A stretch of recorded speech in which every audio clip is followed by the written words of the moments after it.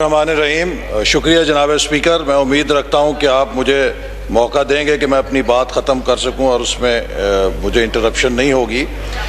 Budget ہر سال پیش ہوتا ہے اور یہ ایک ایسا ریچول ہے کہ جس پہ ہم ڈیبیٹ بھی کرتے ہیں، لیکن بدقسمتی سے ہم نے یہ دیکھا کہ پچھلے 3 سالوں میں جب بھی اپوزیشن نے بجٹ کے حوالے سے اپنے تحفظات کا اظہار کیا تو حکومت نے ان سے انکار کیا اور تردید کی، لیکن جب اگلے سال کا بجٹ آیا تو وہ سارے تحفظات جو اپوزیشن نے پیش کیے تھے وہ حرف برف سچے ثابت ہوئے۔ ہم نے ہر دفعہ کہا کہ حکومت نے جو ٹیکس ریونیو کی پروجیکشن کی ہے یہ غیر حقیقت پسندانہ ہے، حکومت یہ ٹیکس اکٹھا نہیں کر سکے گی، اور پچھلے 3 سالوں میں ایسا ہی ہوا۔ ہم نے ہر دفعہ کہا کہ حکومت نے جو بجٹ کا خسارہ دکھایا ہے یہ پورا نہیں ہے، اس سے زیادہ ہوگا، اور پچھلے 3 سالوں میں ایسا ہی ہوا ہے۔ ہم نے ہر دفعہ کہا کہ حکومت کی جو ٹیکس یہ تجاویز ہیں بجٹ کی، اس سے ملک کے اندر مہنگائی اور گرانی آئے گی۔ حکومت نے تردید کی، لیکن ہر سال مہنگائی کی بدترین لہر آئی، اور ہم نے ہر سال یہ کہا کہ یہ حکومت نے بجٹ کو قوم سے چھپایا ہے، ادھورا ہے، دھوکہ ہے، اور اس کے بعد منی بجٹس آئیں گے، اور ہم نے دیکھا گزشتہ 3 سالوں میں مسلسل منی بجٹس آتے رہے۔ میں آج بھی یہی کہوں گا کہ چوتھا بجٹ حکومت کے 3 بجٹ سے مختلف نہیں ہے۔ اس میں پھر حکومت نے غیر حقیقت پسندانہ اہداف رکھے ہیں، ایسے اہداف رکھے ہیں کہ 5,829 ارب روپے کا ٹیکس ریونیو وہ نہیں حاصل کر سکے گی، اور پھر یہ شارٹ فال ہوگا، پھر ٹیکس ریونیو کا ٹارگٹ ریوائز کیا جائے گا۔ اسی طرح 6.3% اگر فسکل ڈیفیسٹ دیا گیا ہے تو یہ بھی غیر حقیقت پسندانہ ہے۔ 8.5-9% کے قریب جو خسارہ ہے بجٹ کا وہ جائے گا، اور مہنگائی میں بھی اسی طرح اضافہ ہوگا۔ اور آپ دیکھیں گے کہ یہ بجٹ پاس اگر ہوا تو کچھ ہی عرصے بعد بجلی مہنگی ہوگی، اس کے بعد گیس مہنگی ہوگی، اس کے بعد پٹرول مہنگا ہوگا، اور انڈائریکٹ ٹیکسیشن کے ذریعے عوام کے اوپر بوجھ ڈالا جائے گا، جس سے ملک کے اندر بدترین مہنگائی کی لہر آئے گی۔ جناب اسپیکر، میں آج بات صرف بجٹ کے حوالے سے نہیں کرنا چاہتا۔ میرا تعلق اس نسل سے ہے جس نے 30-35 سال اس کوچہ سیاست میں گزار دیے ہیں۔ میں 5ویں دفعہ قومی اسمبلی کا ممبر ہوں، اور جب میں پہلی دفعہ یہاں منتخب ہو کر آیا تو میری عمر 35 سال تھی، اور میرے بال بھی سارے سیاہ تھے، اور آج زیادہ بال سفید ہو چکے ہیں۔ ہماری اولادیں جوان ہو چکی ہیں، اور وہ ہم سے سوال کرتی ہیں کہ آپ نے جس شعبے کے اندر 30-35 سال لگائے، کیا پاکستان جمہوری طور پہ آج زیادہ مضبوط ہے؟ کیا پاکستان آج اس منزل کے قریب ہے جس کے لیے اس کو بنایا گیا تھا؟ میں سمجھتا ہوں کہ ہمارے لیے ضروری ہے کہ آج ہم جب 2021 میں کھڑے ہیں اور 21ویں صدی کے اندر قوموں کی زندگی، قوموں کی ترقی، قوموں کی خوشحالی، قوموں کی خود مختاری اور قوموں کی سلامتی کا دار و مدار ان کی اقتصادی طاقت کے اوپر ہے۔ Economic security of a nation determines its status, اس کے مستقبل کا وہ بتاتی ہے کہ کیا ہے۔ ہم بھی اپنے گریبان کے اندر جھانکیں۔ کسی بھی ملک میں معیشت کے 2 فیکٹرز ہوتے ہیں، ایک کلائمیٹک فیکٹرز ہوتے ہیں اور ایک ویدر فیکٹرز ہوتے ہیں۔ جو کلائمیٹک فیکٹرز ہوتے ہیں ان کا تعلق ریاست کے ساتھ ہوتا ہے، ریاست کے نظام کے ساتھ ہوتا ہے، اور جو ویدر فیکٹرز ہوتے ہیں ان کا تعلق حکومت وقت کے ساتھ ہوتا ہے۔ اگر آپ کی کلائمیٹ ٹھیک ہے تو بیڈ پیچ آف ویدر آئے گا، وہ گزر جائے گا، پھر موسم اچھا ہو جائے گا۔ اسی طرح اچھی حکومتیں بھی آتی ہیں، رخصت کر دی جاتی ہیں، بری حکومتیں بھی آتی ہیں، وہ بھی چلی جاتی ہیں۔ یہ معاملہ چلتا رہتا ہے، لیکن تشویش تب ہوتی ہے کہ جب کسی ایکو سسٹم کے اندر اس کے کلائمیٹک فیکٹرز خراب ہو جائیں۔ میں آج یہ ادب سے عرض کرنا چاہوں گا کہ بحیثیت پاکستانی ہمارے لیے ضروری ہے کہ ہم ویدر فیکٹرز کے اوپر بھی تنقید کریں اور ان کو درست کرنے کی کوشش کریں کہ اگر غلط موسم کی وجہ سے جو ہم پر افتاد ہے ہم اس سے بچت کے لیے کیا تدبیر حاصل کر سکتے ہیں یا کیا اقدامات اٹھا سکتے ہیں، وہ ضروری ہے۔ لیکن اس کے ساتھ ہم اپنے محاسبہ کریں کہ اگر پاکستان میں جو آج معاشی بدحالی ہے، اگر آج پاکستان کے جو مسائل ہیں ان کا تعلق اس چال چلن کے ساتھ ہے جو ہم نے پچھلے 70-72 سال سے چلی ہوئی ہے، اور اس چال اور اس چلن کا تعلق نہ مسلم لیگ نون سے ہے، نہ پیپلز پارٹی سے ہے، نہ پی ٹی آئی کے ساتھ ہے، اس چال اور چلن کا تعلق ہمارے ریاست کے نظام سے ہے، اس بندوبست سے ہے جس پر ہم اس ریاست کو چلا رہے ہیں۔ تو جناب اسپیکر، جب تک وہ بندوبست ٹھیک نہیں ہوگا ہم جتنی مرضی تقریریں کر لیں، we will be fighting over pennies but we will be acting foolish on the pounds۔ Pakistan اگر ایکسپورٹ میں $1.5 ارب اضافہ کر لے، اس پر بھنگڑے ڈالنے سے کچھ نہیں ہوگا، ہمیں لیپ فراگ جمپ کرنا ہے کہ کس طرح ہم اپنا ایکو سسٹم ٹھیک کریں کہ ہم $5-10 ارب کی چھلانگیں لگا سکیں، ہم کس طرح یہ $22-25 ارب کی ایکسپورٹ سے 150, 200, 250 ارب کی ایکسپورٹنگ نیشن بن سکیں۔ ہم پچھلے 50 سالوں سے کبھی $1-2 ارب فورن ڈائریکٹ انویسٹمنٹ سے آگے نہیں جا سکے، ہم کس طرح $30-35 بلین فورن ڈائریکٹ انویسٹمنٹ سالانہ لے سکیں۔ ویتنام کی کیا حیثیت ہے؟ 1 کروڑ کا ملک ہے، آج $28.5 ارب فورن ڈائریکٹ انویسٹمنٹ جا رہی ہے، اور پاکستان جو 22 کروڑ کا ملک ہے آبادی کا اور اتنی بڑی منڈی ہے، مارکیٹ ہے، اس کے اندر بمشکل ہم نے 2017 تک $3 ارب ایف ڈی آئی اٹھا کے لے کر گئے تھے، لیکن آج پھر $1.5 ارب کے اوپر آ چکے ہیں۔ شرم کی بات تو یہ ہے جناب اسپیکر، میانمار جو ہے، برما جسے کہتے تھے، اس میں بھی 4 سے 6 ارب کی سالانہ فورن ڈائریکٹ انویسٹمنٹ جا رہی ہے۔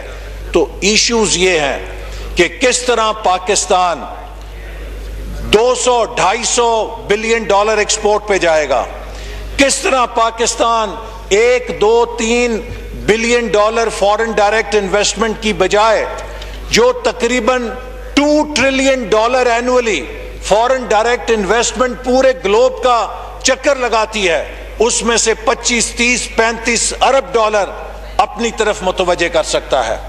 جو تبدیلی ہے یہ بزنس ایز یوزول سے نہیں آئے گی، اس کے لیے ہمیں لیپ فراگ جمپ کرنے کے لیے آؤٹ آف باکس سوچنا ہے اور اپنے کلائمیٹک فیکٹرز کو ٹھیک کرنا ہے، جن کی طرف میں ابھی تھوڑی دیر تک آؤں گا۔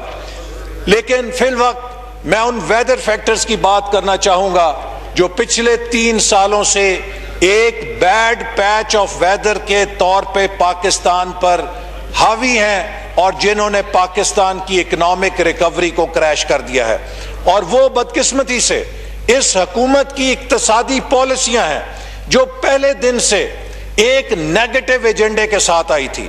آج 3 سال ہو گئے ہیں جناب اسپیکر، ہم اس حکومت کا کوئی ڈیولپمنٹ پلان نہیں دیکھ سکے کہ اس حکومت کی ترقی کا ایجنڈا کیا ہے۔ ہم 2013 میں جب برسر اقتدار آئے، ہم نے سب سے پہلا کام یہ کیا کہ پاکستان کے مستقبل کی ڈائریکشن کا فیصلہ کیا اور ویژن 2025 بنایا۔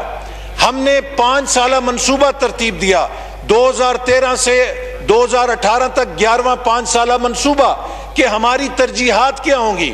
ہم نے 3200 ارب روپیہ 11ویں 5 سالہ منصوبے کے تحت خرچ کیا، جس کا ٹارگٹ 3000 ارب روپے تھا۔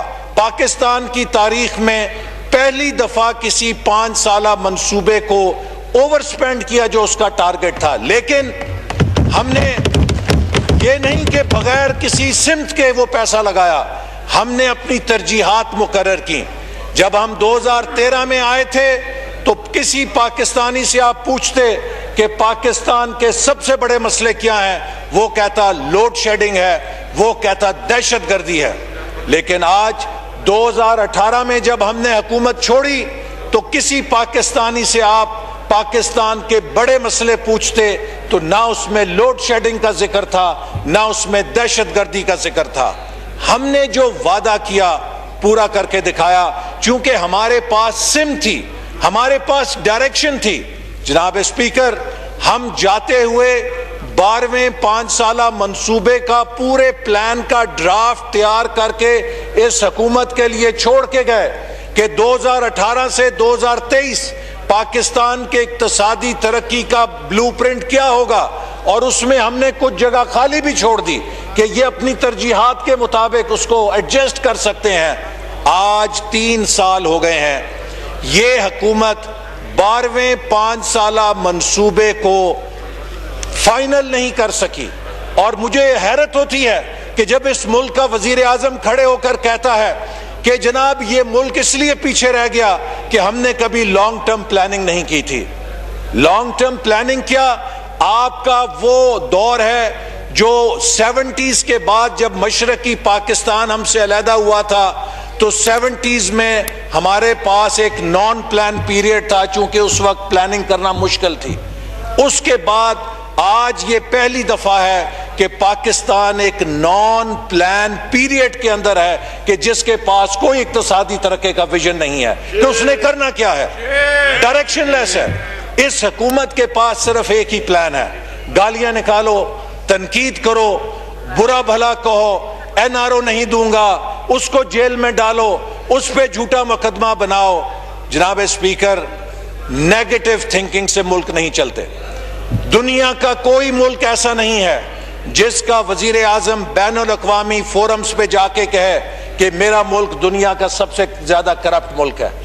دنیا کا کوئی ملک ایسا نہیں ہے کہ جس کا وزیر اعظم بین الاقوامی فورمز پہ جا کے کہے کہ جتنی منی لانڈرنگ میرے ملک میں ہوتی ہے اتنی کسی ملک میں نہیں ہوتی ہے۔ جناب اسپیکر، یہ وہ ان کی پالیسیاں ہیں جو انہوں نے اپنے ملک کی بدنامی کے لیے بین الاقوامی سطح پہ کی کہ آج پاکستان سے انٹرنیشنل انویسٹر جا چکا ہے۔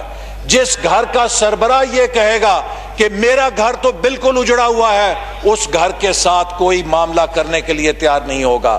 جس کاروبار کا فیکٹری کا مالک کہے گا کہ میرا کاروبار تو دیوالیہ ہوا ہے، اس کاروبار کے ساتھ کوئی کاروبار نہیں کرے گا۔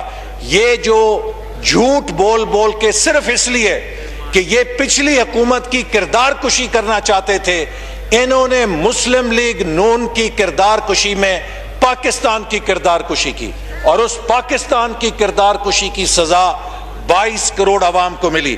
جناب اسپیکر، بجٹ کے اندر اہداف رکھے جاتے ہیں، لیکن بجٹ کے اہداف کی کوئی حیثیت نہیں۔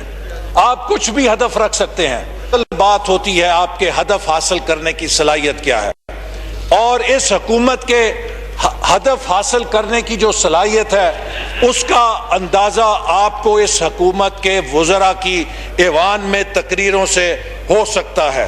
یہاں پہ جو لطیفے بیان کیے گئے ہیں ان وزراء کی طرف سے، وہ آپ کو اعتماد دے سکتے ہیں یا بد اعتمادی دے سکتے ہیں کہ یہ حکومت کیا حاصل کرے گی۔ وزیر خزانہ صاحب سے میں شروع کرتا ہوں۔ کل سینٹ کے اندر انہوں نے فرمایا کہ یہ جو ہے ملک اب ترقی کے راستے پہ چل پڑا ہے۔ یہ وہی وزیر خزانہ ہے جو 2 مہینے پہلے کہہ رہے تھے کہ 3 سالوں کی پالیسیوں نے ملک کا بیڑا غرق کر دیا ہے، ستیہ ناش کر دیا ہے، اور اب یہ 2 مہینے بعد ہمیں جنت کی تصویر پیش کر رہے ہیں۔ یا وہ شوکت ترین سچا تھا جو کہہ رہا تھا کہ ڈیویلیویشن اور 13% کے پالیسی ریٹ کے اوپر حکومت نے اس ملک کی معیشت کا بیڑا غرق کر دیا ہے، یا وہ شوکت ترین سچا ہے کہ جو ہمیں جنت کی تصویر دکھا رہا ہے؟ اس کا فیصلہ میں پاکستان کے عوام پہ چھوڑتا ہوں۔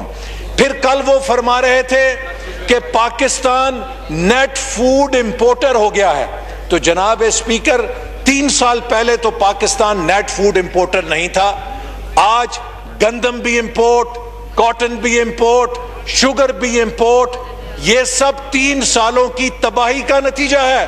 اور پھر بجٹ میں ہمیں خوشخبری سناتے ہیں کہ ہم نے زراعت کو بہت ترقی دے دی ہے.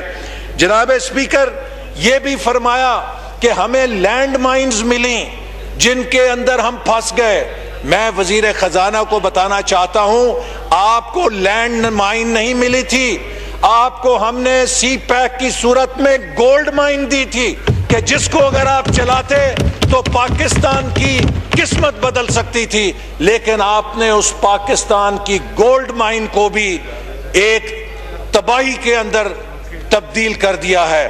اور میں ابھی آپ کو بتاؤں گا کہ کس طرح آپ نے 3 سالوں کے اندر پاکستان کو ڈیٹ ٹریپ اور ڈیٹ مائن کے اندر پھنسا دیا. ابھی وہ وزیر صاحب تشریف لے گئے جو قرضوں پہ ہمیں درس دے رہے تھے، تو میں بھی بتاؤں گا کہ قرضے کس نے لیے اور کس نے ان کے ساتھ کیا کیا.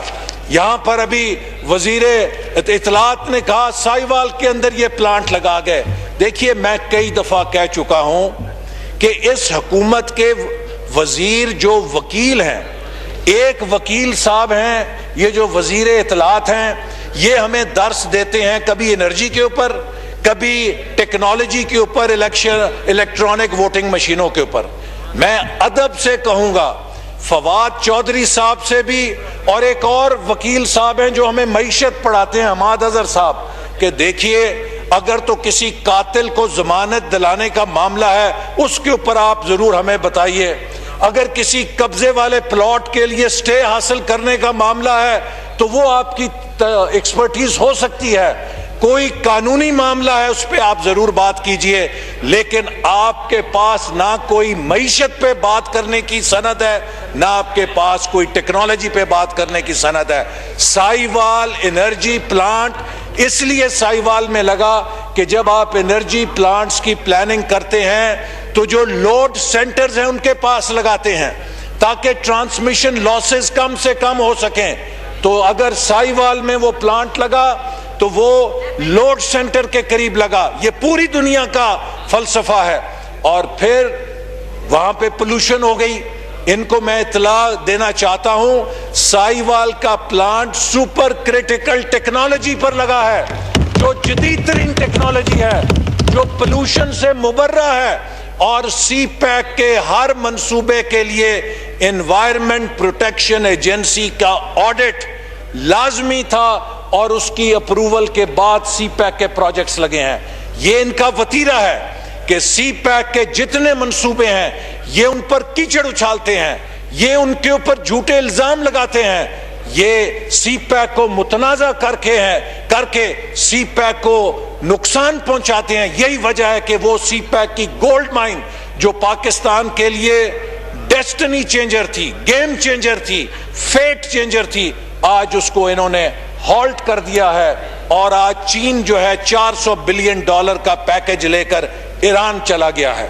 تو یہی $400 بلین پاکستان کی طرف آ سکتے تھے اور آنے تھے. اللہ اکبر، اللہ اکبر.